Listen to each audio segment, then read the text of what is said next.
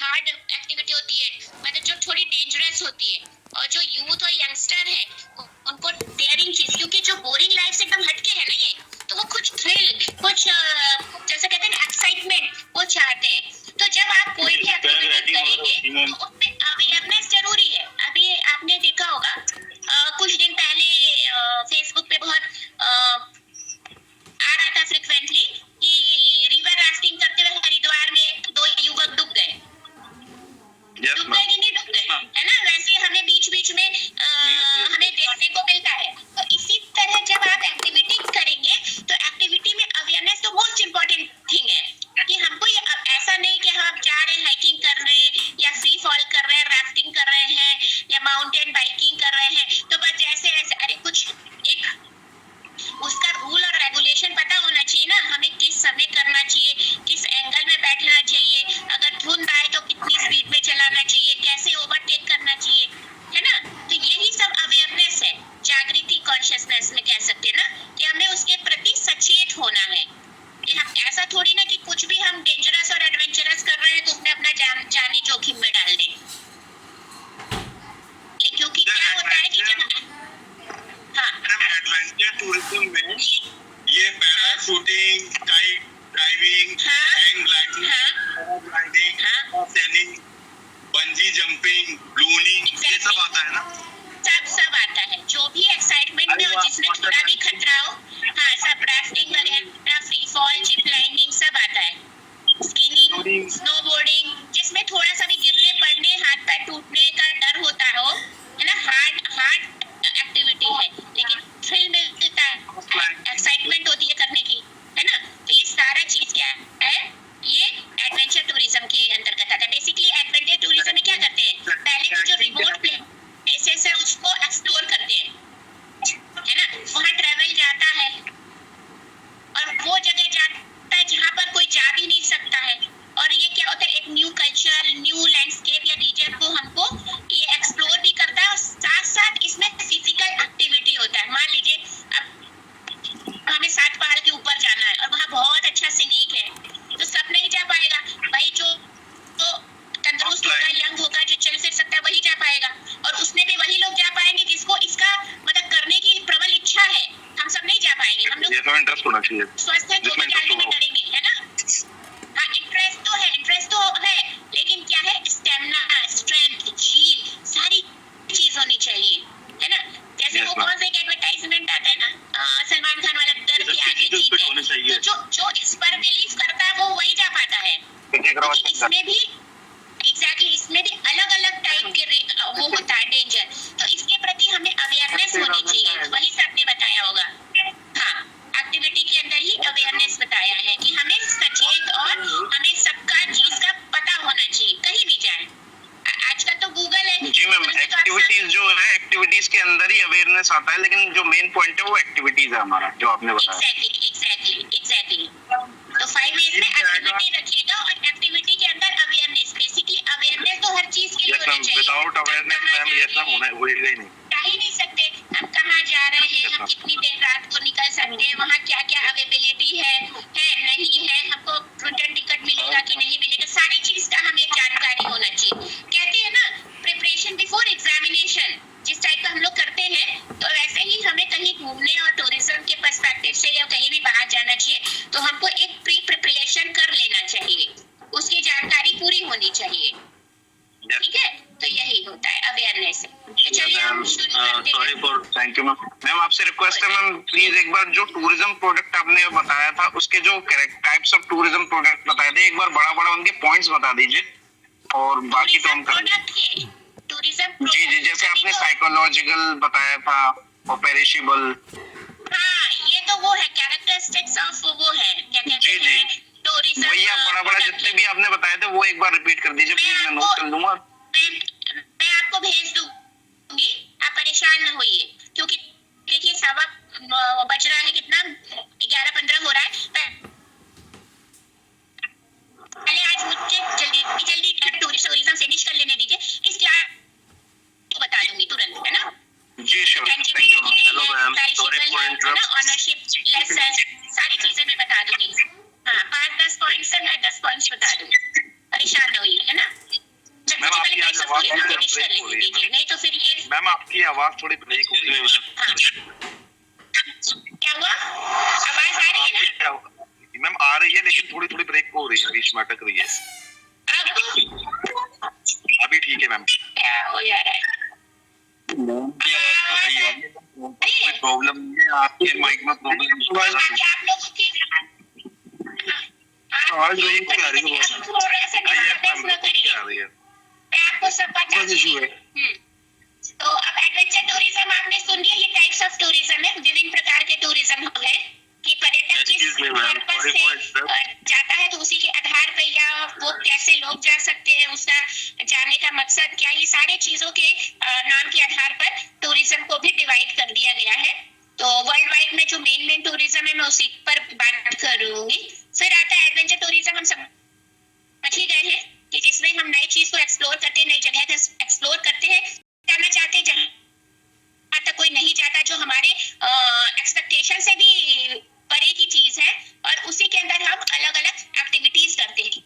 और एक्टिविटीज में डेंजर का जो क्राइटेरिया है वो अलग अलग हो सकता है ना, जिसमें आपने राफ्टिंग है, माउंट बाइकिंग, स्कीइंग, स्नोबोर्डिंग है, फिर बंजिंग जंपिंग, सारी चीजें आप इसमें इन्वॉल्व कर सकते हैं। फिर आता है एक्सेसिबल टूरिज्म, है ना, तो एक्सेसिबल, हाँ आप लोग ध्यान से सुनिए, माइक ऑफ कर लीजिए।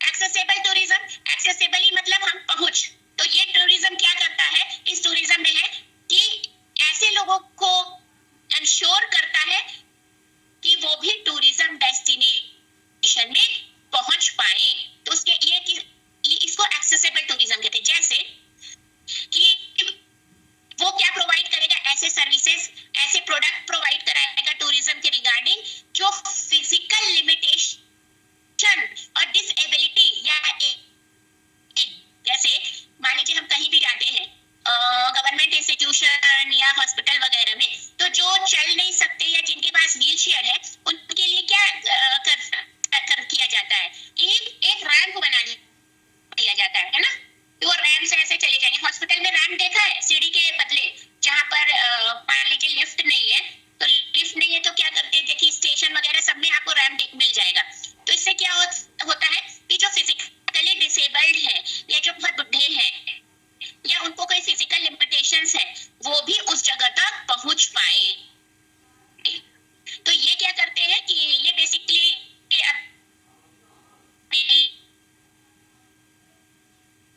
जो यूरोपियन कमीशन है वो क्या करती है, वो ऐसे स्टेक होल्डर्स प्रोवाइड कराती है ना, कि जो ये सारी क्या चीज, यहाँ से तो भाई आवाज मैम आपकी आवाज रुक आ रही है मैम, आपके नेटवर्क में इशू है। यहाँ से तो सब चीज ठीक है भाई, यहाँ से कोई प्रॉब्लम नहीं है, यहाँ से सारी चीजें ओपन है, माइक ओपन है, कैमरा ओपन। नेट प्रॉब्लम आ रही है जी आपकी तरफ से मैम, आपकी आपकी वीडियो कट कर रही है मैम, कोई दिक्कत नहीं, आप कंटिन्यू रखें मैम, कंटिन्यू आप कुछ ऐसे हो सकता है कि ये नेट की प्रॉब्लम हो सकती है, लेकिन यहाँ से मुझे तो और नहीं समझ में आ रहा है। तो आप लोग थोड़ा सा मतलब कोऑपरेट कर लीजिए, क्योंकि यहाँ से तो मेरे हिसाब से सब ठीक है। तो एक्सेसिबल टूरिज्म में क्या होता है, आवाज क्लियर आ रही है ma'am, can you hear me? लोगों के खुद, हाँ मैं सुन रही हूँ। Yes, ma'am. Just I would like to know, can I eat something? बताइए। खाना पहले क्या काम है तभी दिखा सकता हूँ। अरे भाई मैडम के नेटवर्क एकदम सही आ रहे हैं, आप कटेगा जी ढंग से काम नहीं कर रहे हैं। 8 रुपए सुन सकता हूँ, ऐसी कोई बात नहीं है, इन लोगों के नेटवर्क सही नहीं है, दिक्कत इनकी प्रॉब्लम है। आप बिल्कुल सही है, आपकी बिल्कुल आवाज आ रही है। Yes ma'am also I can hear you very clearly. Question है, आप लोग अपने माइक को बंद करिए, नहीं तो मैं यहाँ से म्यूट कर दे रही हूँ। मैम एक क्वेश्चन पूछना है आपसे। मैंने सारे माइक म्यूट कर दिए, अभी मुझे पूरा टॉपिक खत्म कर लेने दीजिए, फिर सारे क्वेश्चंस आप लिख के भेजिएगा, मैं माइक अनम्यूट करूंगी, क्योंकि ऐसे डिस्टरबेंस हो रहा है, चीजें पढ़ानी और टाइम जा रहा है ना। तो अब माइक म्यूट हो गया, आपको मेरी आवाज आएगी? Don't listen to anyone. Please keep it up. Hello आप लोग 1 मिनट रुकिए। हेलो हाँ, 1 सेकेंड।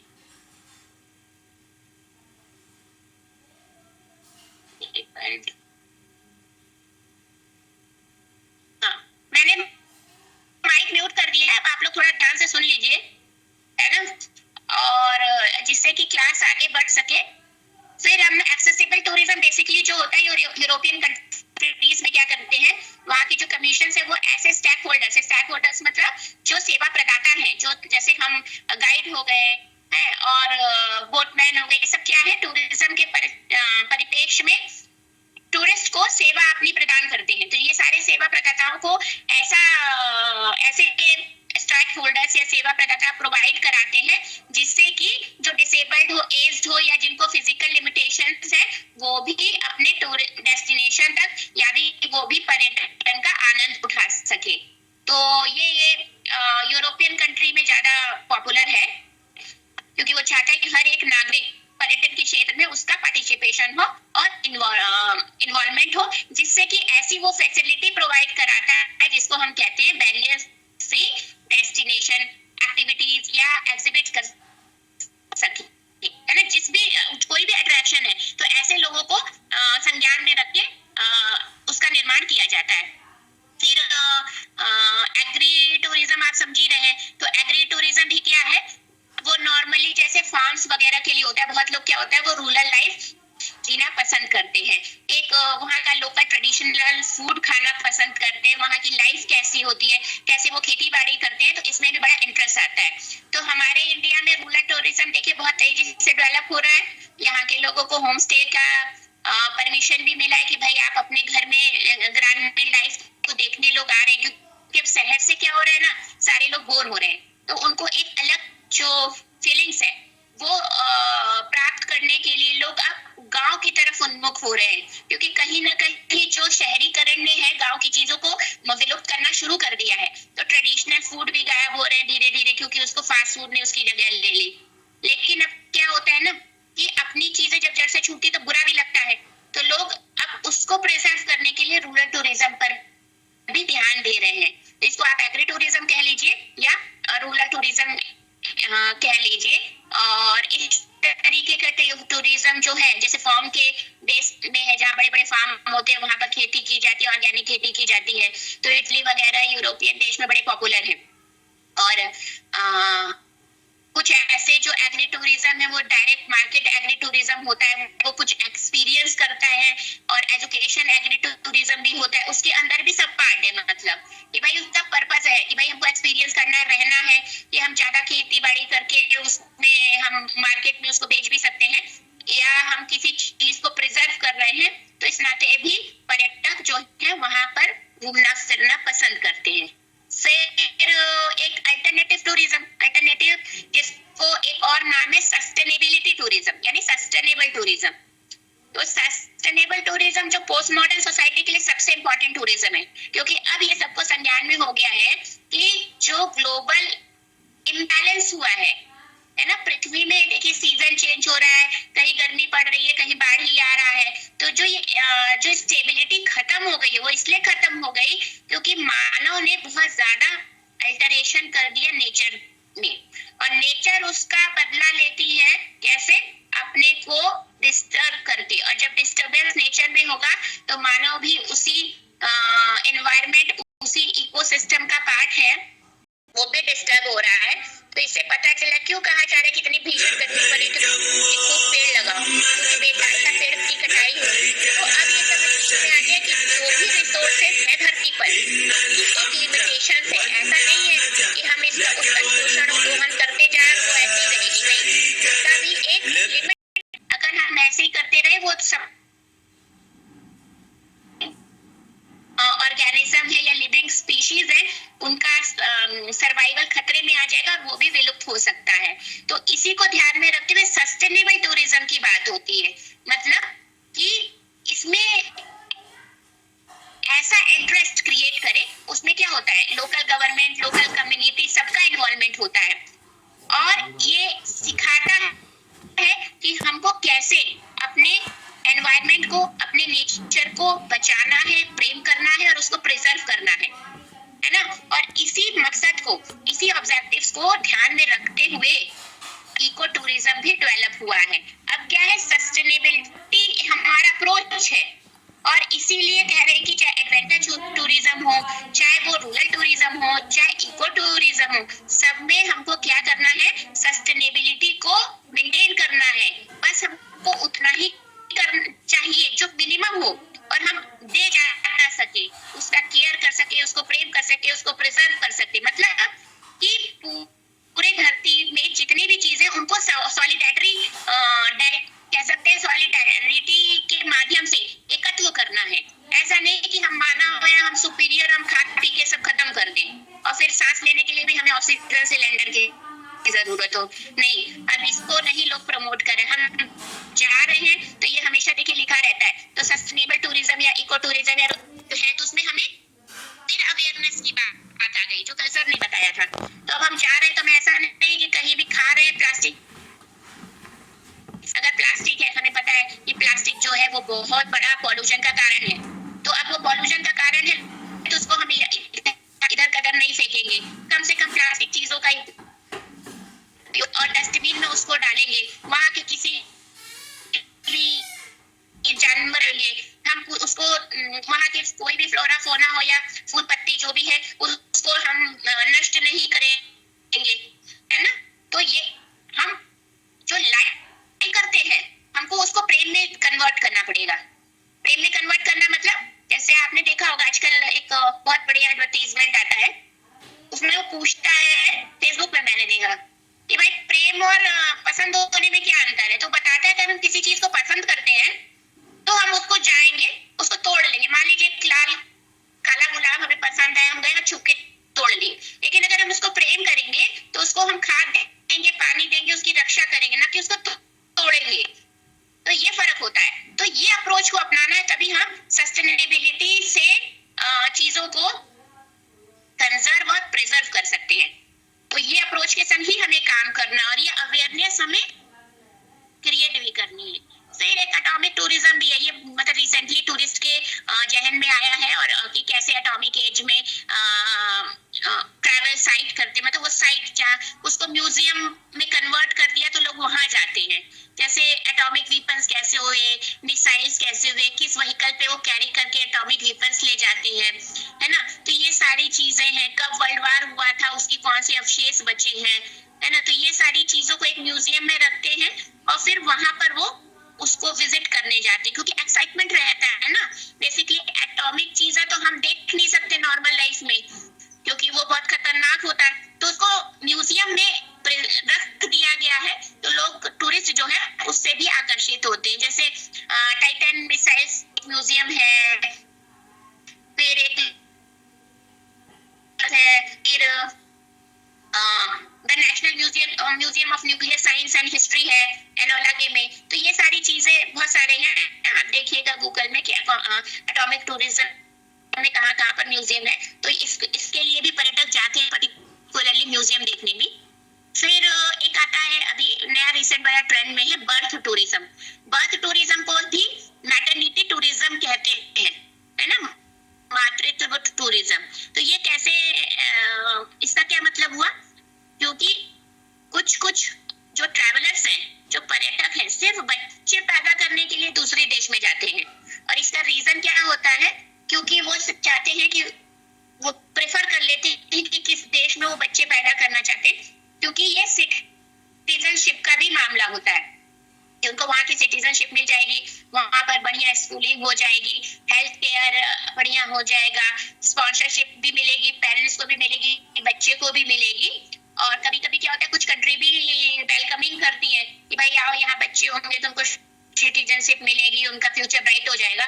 तो चाहे वो यूनाइटेड स्टेट हो, कनाडा हो, मैक्सिको हो, ब्राजील हो, बोलिविया, ये सारे जो कंट्री है वो बर्थ टूरिज्म के लिए ये भी फेमस है। तो लोग जो अफोर्ड कर पाते हैं वो बर्थ टूरिज्म के पर्पज से और अपने कुछ इच्छा और चाह को लेकर वो बर्थ देने अपने बच्चों के लिए उस कंट्री जाते हैं। फिर आता है एक ये वर्ड के सिनेरियो में बता रही बूज क्रूज बोलते हैं। ये एक बेसिकली ब्रिटेन और फ्रेंच में ज्यादा पॉपुलर हुआ है, जहां पर जो मतलब कि जो अल्कोहल वगैरह टोबैको वगैरह है ना, तो जहां पर लीगली एक्सेप्टेबल है तो वहां पर इस चीज को इस क्रूज में ये सारी चीजें लोग करते हैं और वहां पर शिप और बोट में जाके ड्रिंक करते हैं, नशा करते हैं, तो उसको बूज क्रूज बोला जाता है। तो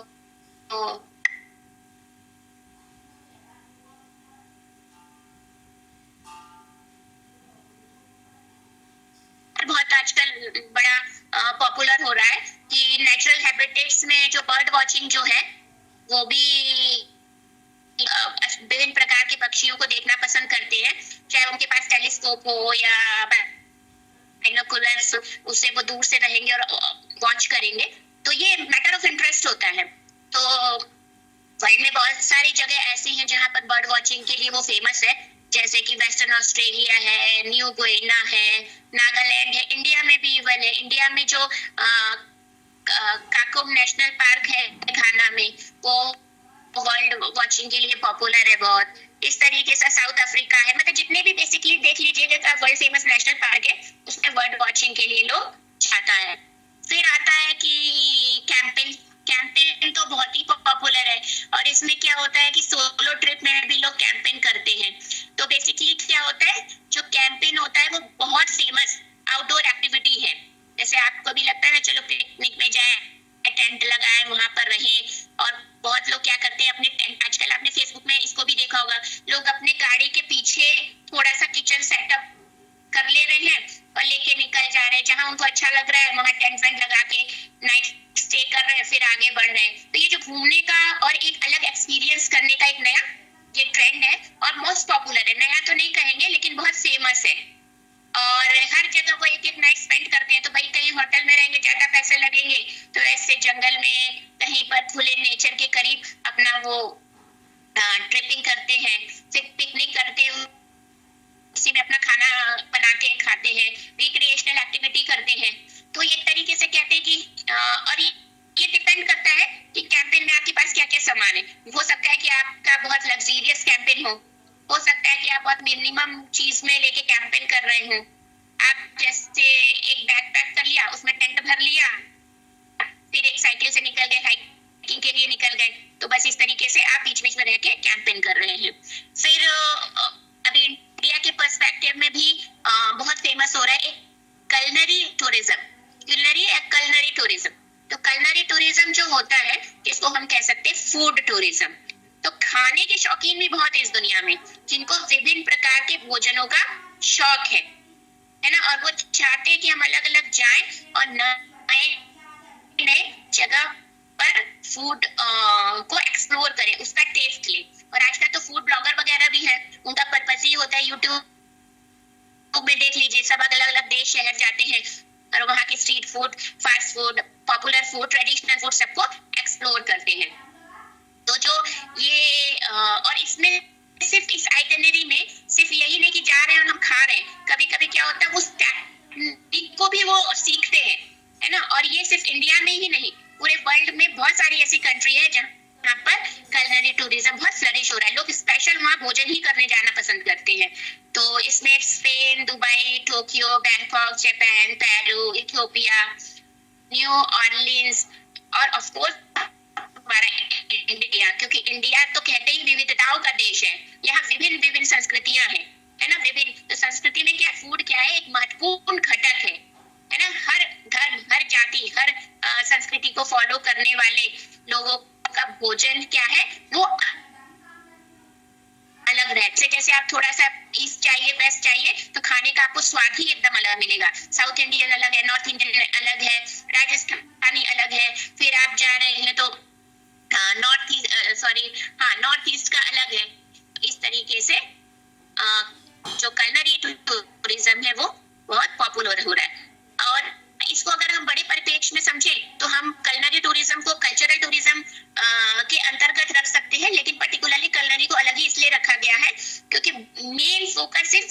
ही रहता है।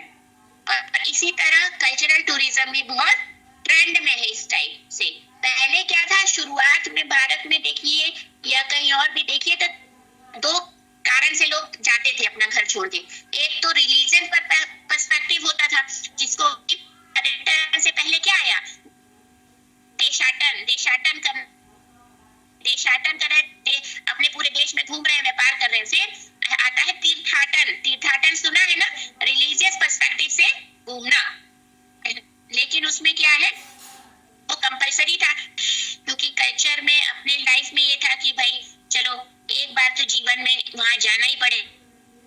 इतना ट्रांसपोर्टेशन का तो साधन था नहीं, तो लोग जब निकल के बाद आते थे, क्योंकि ये है कि इस लोग की इधर भी वो लोग है, और उस लोग को सुधारने के लिए क्या है, भगवान का पूजा पाठ धर्म आदि को मानना आवश्यक है। अब ट्रांसपोर्टेशन के साधन इतने हो गए हैं कि चीजें हैं कि आप कहीं भी जाइए और तुरंत वापस आइए, आप बहुत सुगमता से एक्सेस कर सकते हैं। अब देखिए, पहले कोई केदारनाथ जाने में बहुत सोचता था, लेकिन अब सोचना नहीं पड़ता है, क्योंकि वहाँ रोड वगैरह और अप्रोच बहुत आसान हो गया है। अगर आप चल नहीं सकते तो आप हेलीकॉप्टर करके ऊपर, है ना, आप अपनी 4 व्हीलर ले चले जाइए जहां तक जाना है। तो ये सारी चीजें क्या है कि टूरिज्म को सुविधा प्रदान करा रहा है। अब रिलीजियस टूरिज्म में भी है। मॉडर्न समय में क्या है कि अगर रिलीजियस टूरिज्म के एस्पेक्ट से कोई निकला है, और बेसिकली यूपी को देखें तो यहाँ पर रिलीजियस डेस्टिनेशन ही ज्यादा है। चाहे वो हम मथुरा वृंदावन की बात करें, चाहे वो हम काशी की बात कर ले, अयोध्या की बात कर ले, भी आता है। उनका मेन पर्पस क्या होता है, ये रिलीजियस। लेकिन अब क्या है कि लोगों के पास टाइम की कमी है। अगर कोई एक बार निकल रहा है तो वो सोचता है कि हम तीर्थ भी कर ले और साथ साथ और चीजों को भी एक्सप्लोर कर ले, उसको एक्सपीरियंस कर ले। तो इस चीज को पर्यटन विभाग ने भी हमारे समझा है, और हर तीर्थ वाली जगह पर, जैसे मैंने कहा कि कुछ नया करने का प्रयास जारी है। क्यों काशी में और आगरा में और अयोध्या में बलून राइडिंग भी फेमस, हॉट बलून राइडिंग भी फेमस हो रही है, कुछ एडवेंचर भी हो रहे हैं, वहां के फूड को भी प्रमोट किया जा रहा है। मतलब कह सकते हैं कि एक ही पैकेट में हर चीज का आनंद उनको मिल जाए। तो इस पर भी अभी बहुत फोकस हो रहा है।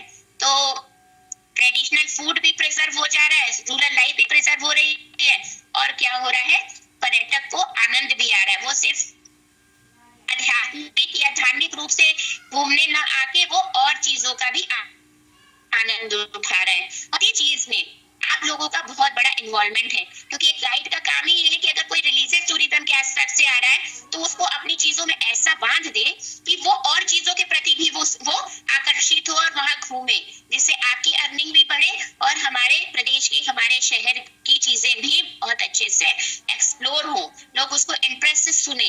तो यहाँ पर आपका बहुत बड़ा रोल आता है, और आपको सारी चीजें पता है, तो आप कैसे उनमें इंटरेस्ट को क्रिएट करें। ऐसा है कि कोई एक दिन के लिए आ रहा है और आपके कहने से 2 दिन रुक जाए, तो वहां पर जो 2 दिन रुकेगा तो वहां के लोगों को ज्यादा लाभ होगा, चाहे वो खाने पीने का हो, चाहे होटल का हो, चाहे घूमने का हो, चाहे कार का हो, तो सारे लोगों को लाभ होगा।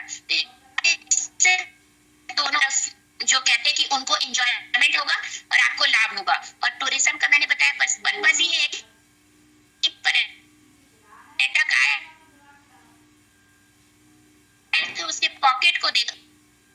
तो ये कल्चरल टूरिज्म है, इस पर भी लोग बहुत ध्यान दे रहे हैं, और खासकर विदेश से जो लोग इंडिया आते हैं, आप आगरा के हैं बहुत सारे लोग, तो आप बहुत विदेशियों से मिले होंगे, तो उनका पर्पस से खाली घूमना नहीं होता होगा, वो चाहते होंगे कि हाँ यहाँ कैसा, यहाँ का वेशभूषा क्या है, यहाँ के लोग क्या खाते हैं, ये देखें और उसको करें। फिर आता है कि डिजास्टर टूरिज्म। डिजास्टर टूरिज्म आपको बड़ा अजीब लग रहा होगा नाम, जिसको कि dark tourism, black tourism, grief tourism, ये सब कहते हैं। एक सेकेंड, तो डार्क टूरिज्म और ग्रीफ टूरिज्म जो है, डिजास्टर टूरिज्म में बहुत लोग जैसे इंटरेस्टेड होते हैं वैसी जगह जाने पर जहां पर कुछ दुर्घटना या कुछ डिजास्टर हुआ है जहां पर बहुत जान माल की हानि हुई हो या कल्चर की या किसी भी चीज की हानि है, जो एक याद बन जाता है, चाहे वो नेचुरल हुआ हो चाहे मैन मेड हुआ हो, लेकिन वो ऐसे टूरिस्ट को अट्रैक्ट करता है। और अगर आप देखें तो बहुत सारे ऐसे डिजास्टर हुए ही हैं दुनिया में, और ऐसे जगह आज भी है। जैसे अगर हम कह दें तो यहाँ लोग जाना पसंद करेंगे कि कहाँ जलियांवाला बाग कांड हुआ था, है ना। यहाँ पर बहुत लोग हैं जा रहे हैं वर्ल्ड में देखने की कहाँ हुरिकेन कटरीना आई थी, कहाँ पर नेवल एयर इंजीनियर स्टेशन बना हुआ है जहाँ इतना जो लेकहर्स्ट में है वहाँ इतना बड़ा एक लोगों का जान गया। फिर 9/11 मेमोरियल है जहाँ वर्ल्ड वेस्ट सेंटर नष्ट हुआ था, वहाँ और लोगों की जान गई। तो बहुत लोग ऐसे हैं कि जिनको जहाँ कोई बहुत बड़ा डिजास्टर हुआ है या कुछ ऐसा दुख का घटना हुआ है वहां भी जाना पसंद करते हैं। वहां के लोगों को वहां के लोगों को क्या कहते हैं, श्रद्धांजलि जिनकी जान गई वो देना पसंद करते हैं। ये मैटर ऑफ इंटरेस्ट है। तो ये डिजास्टर टूरिज्म भी अभी ट्रेंड में चल रहा है। फिर डोमेस्टिक ट्रैवल तो आपको सर ने कल बताया ही होगा, इनबाउंड और आउटबाउंड के समय। ये डोमेस्टिक टूरिज्म में जो रेसिडेंट्स होते हैं वो अपनी कंट्री के अंदर ही घूमते हैं। जैसे कि हम रह रहे हैं अभी लखनऊ, आप रह रहे हैं आगरा, तो अपने पूरे इंडिया में किसी भी जगह जाके घूम लेंगे तो आपका क्या हो गया, डोमेस्टिक टूरिज्म हो गया। फिर हम लोग आते हैं एक होता है एस्कॉर्टेड टूर बोलते हैं जिसको, जिसमें एस्कॉर्ट मतलब गाइड की तरह, उसमें जो ट्रैवलर्स हैं वो एक ग्रुप में चलते हैं, वो अलग अलग जगह से आए रहेंगे। जैसे ऐसा नहीं कि एक होता है कि फैमिली जा रही है, रिलेटिव्स जा रहे हैं तो बस वहीं पर जा रहे हैं। आजकल क्या एस्कॉर्टेड टूर भी बहुत पॉपुलर है, आपको पैकेज दे दिया जाता है। आप ऑनलाइन देखिए बहुत एडवर्टीजमेंट आते हैं, आपको अगर कहीं जाना है, किसी माउंटेन पे जाना है, लद्दाख जाना है, तो भाई आ जाओ, इतना पैकेज है, एक पर पर्सन दे दो।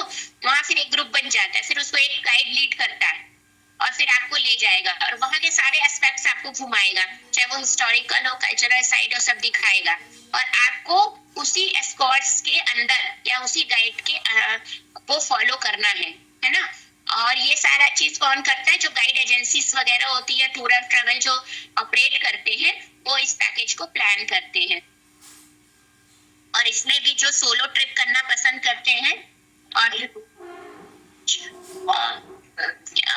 अभी मैं आ रही हूँ, 5 मिनट रुक जाइए, एक सेकंड। मैंने भी जितना पढ़ाया है थोड़ा सा भी वहां से बुलाया गया है, तो मैं आ रही हूँ। मैं आपके माइक को अलाउ कर दे रही हूँ, आप लोग आपस में डिस्कस करिए। जो नहीं समझ में आया मुझे बताइए। अरे यार,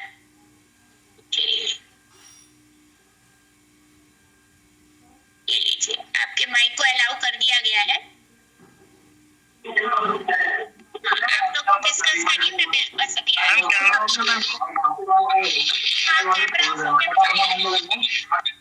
ऑन कर दीजिए मैम।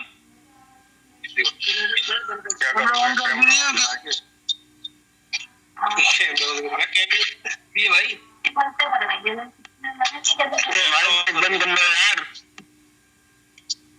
मैम को शक्ल बननी है, इसमें कैमरा बंद कर। 5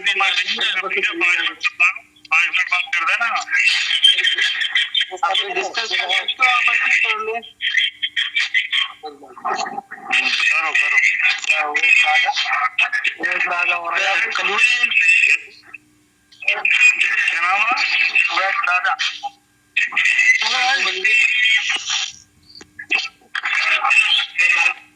करो क्या नाम है? भाई क्या हो गया भाई, नाम हेलो भाई, हेलो हेलो, नाम क्या है भाई?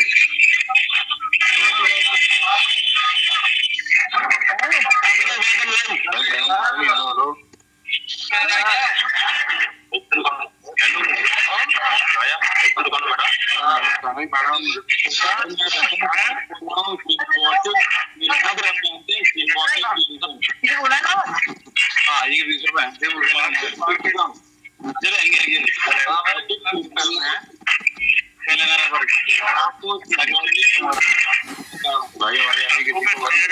आइए भैया, पर्स लेंगे तो भैया, वॉलेट, पर्स, हैंडबैग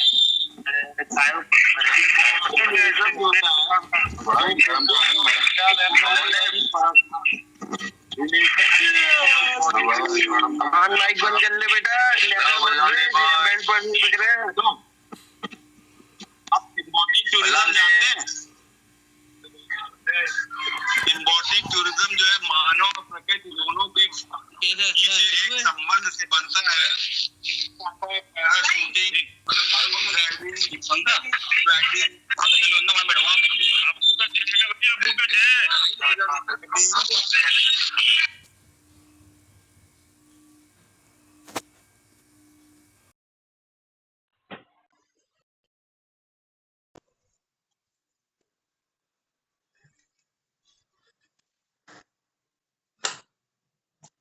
हेलो, वालेकुम सलाम। हाँ। तो कहाँ पे? हाँ गया था। अच्छा, एक्टिवा वाली में ले गया यार, वहाँ गया लेडी लाल। गाड़ी ले जा पल्सर। एक्टिवा उस रवि भैया की ले जा। नहीं तो ये अभी थोड़ी देर रुक गया, आधे घंटे में आ रहा हूँ, ले आइयो। हाँ।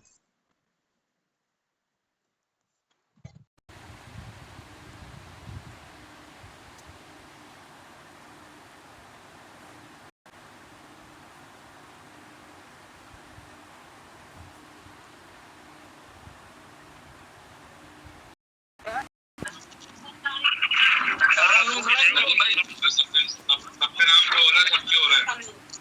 नाम से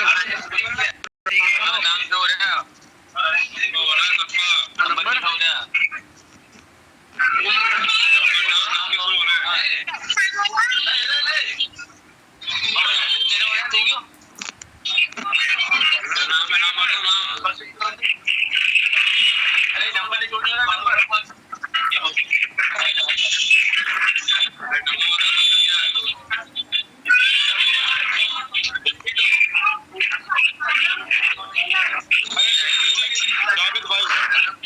क्या हो गया भाई, मैडम का चली गई?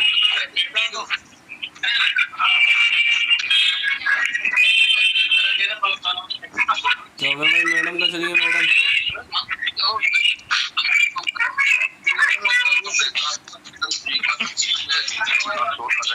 रतन खरे साहब, मैडम का चली गई?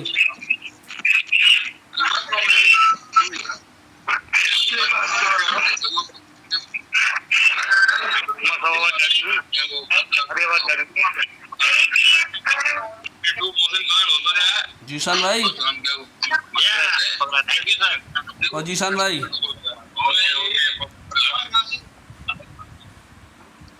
माइक बंद कर लो यार। आज ही बोलो ना, जीशान को पूरा मार देगा। Zeeshan city mall.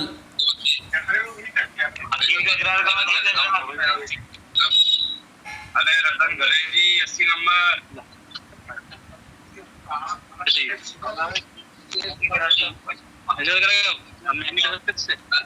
अमन भाई, अमन खान, मैडम का चली गई?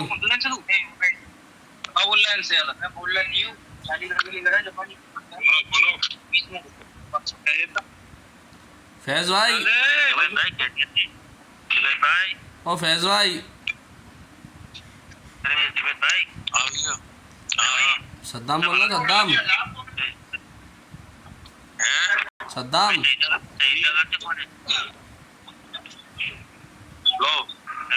फैज भाई, ओ फैज भाई, और दूसरी क्लास कितने बजे से है? नंबर 23।